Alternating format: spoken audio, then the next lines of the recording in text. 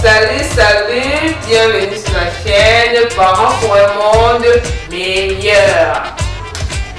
Abonnez-vous en cliquant sur la cloche de notification juste en bas de l'écran.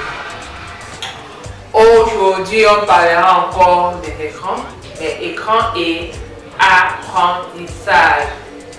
Je sais que beaucoup de parents, beaucoup d'entre nous utilisons les écrans, soit disons pour booster la capacité intellectuelle de l'enfant.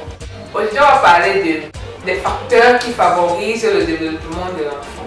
Donc, on parle de développement, c'est le développement intellectuel et émotif. Et cela passe par l'apprentissage. Nous avons 4 facteurs clés. Nous avons le mouvement, nous avons l'exploration de l'environnement et enfin nous avons le contact humain. Puisque les écrans tentent de remplacer l'humain, on va essayer de voir à quel point cela peut se faire. Supposons que l'écran soit bon pour introduire nos enfants dans l'apprentissage.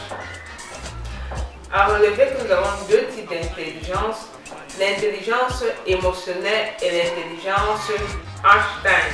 Donc l'intelligence qu'on apprend à l'école, qu'on apprend qu'on cultive après des formations. Au niveau de l'intelligence émotionnelle, prenons un exemple simple. Vous avez un invité chez vous, placez devant lui un écran. Et sur cet écran passe une émission en langue chinoise ou en langue de votre localité, qui peut être le Menjumba par exemple. Et vous allez dans vos occupations. Au bout de quelques minutes, l'invité a besoin de vous faire appel. Venez, vous vous occupez de lui et vous rentrez dans votre occupation. Au bout de 30 minutes, et chaque fois ainsi, jusqu'au bout de 2 heures de temps, il vous fait appel. À la place de votre invité, dans quel point vous serez? Moi, personnellement, je me sentir non désiré et abandonné. Et ce sentiment crée comme une sorte de frustration. Soit vous allez quitter le lieu, soit vous allez essayer de trouver les moyens pour attirer l'attention vers vous. C'est la même chose avec un enfant. Lorsque vous exposez les enfants sur une longue durée devant les écrans, il va développer exactement ce même type d'attitude. Il va faire des crises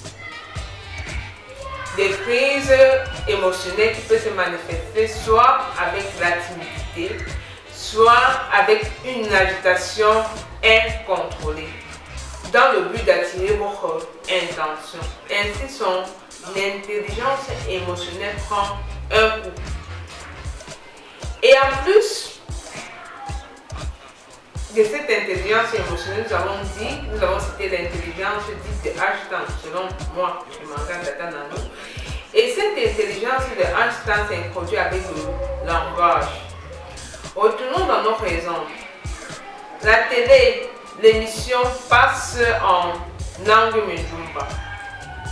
Au bout de 2 heures, au bout de 5 minutes, votre invité va essayer de comprendre, mais au bout de 2 heures, ça va fatiguer. Et pourtant, si vous êtes en interaction avec votre invité, et si vous dites quelques mots à votre langue, il va s'intéresser. Par exemple, si je vous dis là tout de suite, Alumbo, n'est-ce pas? Vous allez essayer de savoir qu'est-ce que veut dire Alumbo. Et ça va, vous allez plus capter. Quand cela passe dans une émission sur 2 heures de temps, vous n'allez rien piger. Ça va véritablement comme un chinois.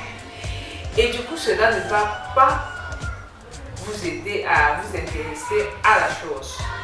Donc, ainsi, on peut démontrer que l'écran n'est pas nécessaire pour l'apprentissage, que ce soit sur le plan émotionnel ou intelligence de l'instant pour l'enfant.